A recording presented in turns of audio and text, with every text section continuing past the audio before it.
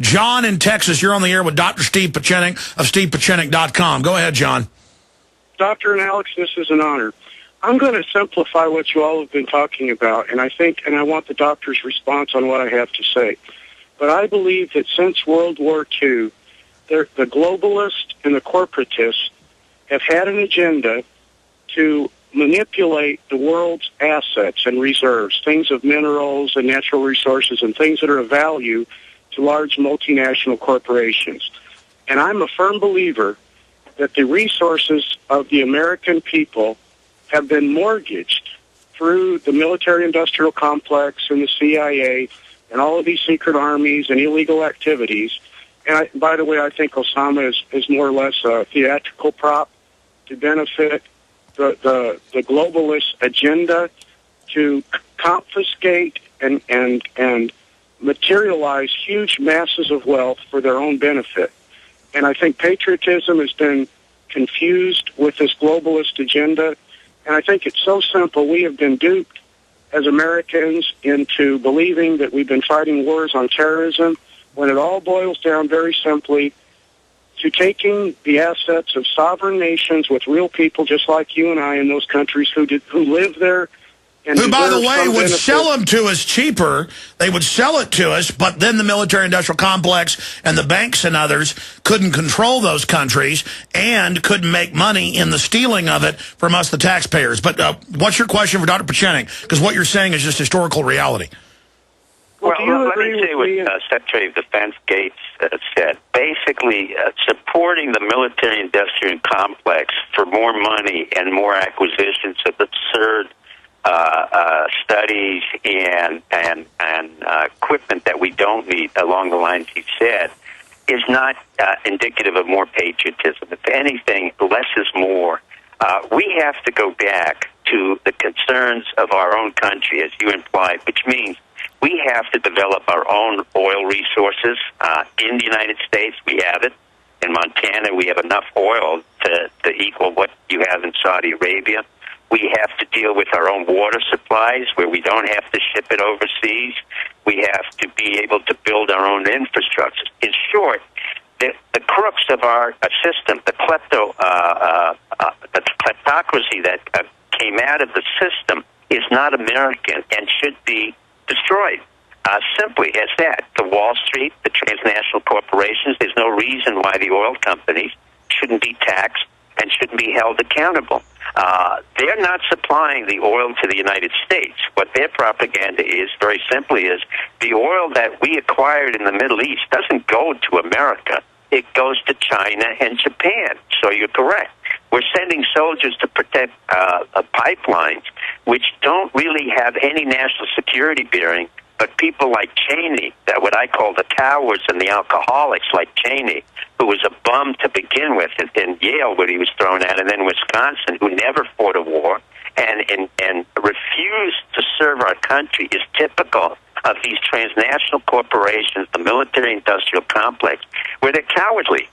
Cheney was the most cowardly vice president I had ever met, who refused to serve 8 times, and then in braggadocio, this alcoholic bum from Texas goes out and now lives in Wyoming. I know exactly where he lives, and then insists that we go to war on behalf of his transnational oil companies from Texas and elsewhere. And then the bum moves Halliburton to Dubai.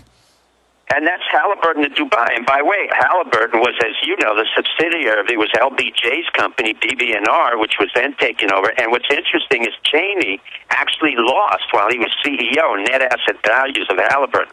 But my point is very simple to the American public. This is enough. If we do not hold these leaders of the transnational corporations, of the banking world, and the president, who does represent the interests of the banking world, or Mr. Donlin, who represents Fannie Mae and the crookedness of it, or the Ben Rhodes, who's nothing more than a local politician from New York, or the Clintons, who have been, you know, it was really amazing. When Clinton left office, he said, I'm so poor. Within years, he became a 100 millionaire. And basically his wife, who was against the ports of Dubai, that Dubai bought our ports, while Clinton was supporting it. No, it's all staged. We've got to move fast. We've got to move fast, Doc. Part of our republic, and we have to destroy this kind of kleptocracy, period. Kleptocracy is a good word for it. Crony kleptocracy. It is a kleptocracy. And that's what I think the gentleman's getting at. Whatever you want to call it, it's a kleptocracy. Right. I got to get to these callers. Very good points. Thank you, John. Scott in Texas, then Rich in Arizona, Janice in Minnesota, and then Dave in Long Island is all we got time for. Scott in Texas, go ahead. Yeah, there's thanks for taking my call. God bless you guys. Listen, two things real quick. In that staged Situation Room photo, I was noticing how Obama just is sitting there looking like a whipped dog. If there was a picture taken a few seconds earlier, it probably shows him serving coffee. I mean, presidential is the last thing he looks like in that picture. I don't know why they put that one out. Well, Rahm Emanuel, his little friend, his little ballet dancer helper, in public, the New York Times reported, cracks his knuckles, does fist things in front of the congressional delegations, and bosses Obama around in front of him like he literally is his valet. Dr. Pieczenik comments. Well, I think it's a bizarre relationship to begin with. That's why I said, and I do fair warning to Obama, that I think the longer he goes out and propagates this nonsense and narrative, with Donlin there and with Daley from the Chicago Machinery, it's going to open up questions about his relationship with Rahm Emanuel, who got a master's degree in ballet, and he himself has a questionable history how he came to that position. But what's a disconnect, and here's the important part, Alex, and my dear friends on the show. If you were to have an individual, a woman, and now follow me for a minute, who in 1960s, on her own, had a PhD and went out to this is a Christian woman who goes into a Muslim country like Indonesia and serves our country bravely, teaching, but doing other things that are for our national security in an attempted coup. I think I would be pretty proud of my mother if that were her. Well, that turns out to be Obama's mother. Now, there is a major disconnect between this man who looks like he's really zombied out most of the time. He has no major affect. He is bossed around. I often find that he's bossed around by his wife. I mean, I find it bizarre that Michelle leaves on the president's birthday with his girlfriend into Spain. All of this is bizarre, but most bizarre is this disconnect between a woman who is exceedingly brave from Midwest America, goes into a country that was exceedingly dangerous, the years of living dangerously, into Indonesia, and then turns out to be the mother of Obama. Well, there's no doubt. I mean, as you know, you just said CIA operative, so you have that same intel?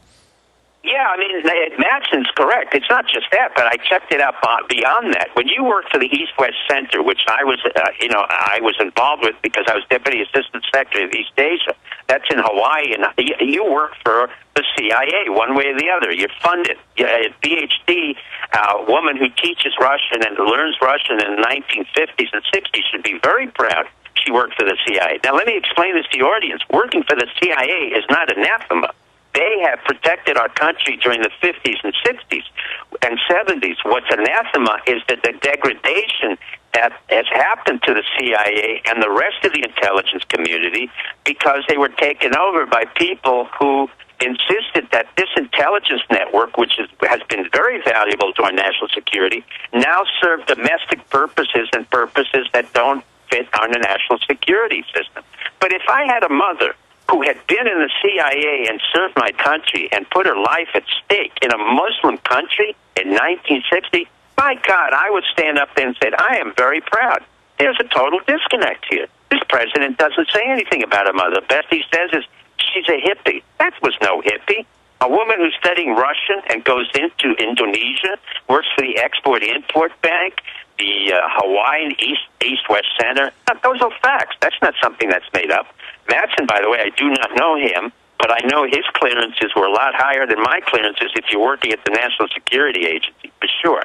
My point is, if you put it all together, we have a very dangerous situation where a president whose background has been questionable at best, whose performance is questionable at best, whose next speech next week will be about how he killed Osama Bin Laden and how that fits into the riots in the Middle East, which I have no idea, becomes even more bizarre, who is fronting for the best of it, as I can understand, for politicians and businessmen who are from Wall Street who've never been indicted for kleptocracy.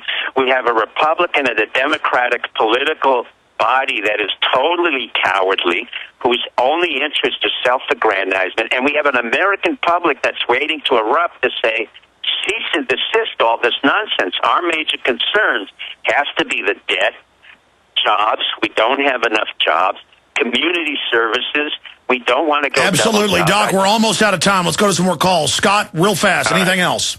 Yeah, I think it's insulting that they tell us that Osama was still masterminding and orchestrating all of this stuff, and then they show us this picture, and his HQ's got 2 old TVs, a VCR, and a laptop. I mean, that makes national security look ridiculous. It's all fake, and they admit it is.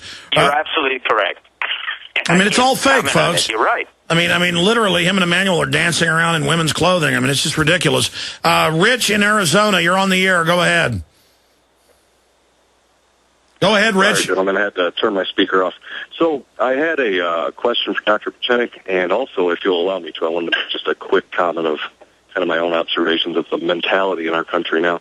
To get to the country, here's my observation. I wanted to see if I could validate it with, obviously, a very high-ranking official. Here's kind of what I think, is that if you pay attention to the news that had come out, a couple Sundays ago, they hit it late. They go out and they just come up with a complete fable. Everybody in the house has a gun. There's a 40-minute firefight, and the whole story unravels. But what I think, and what it seems to me, is that really all that matters, and I wanted to know if this is the strategy, is just whatever we say first is what the public will believe. We can say whatever we want at first, because as the details come out, it's going to be shrugged off. And once the mainstream whore media, the dying dinosaur, signs onto a lie, they're now committed to go along with it. Dr. Pieczenik, what's your comment on what Rich is saying? I think you both articulated brilliantly. I think you're correct. Whatever they say first is what they think, and then the dying dinosaur goes along with the lie, and they're both going to become extinct. That's what happens.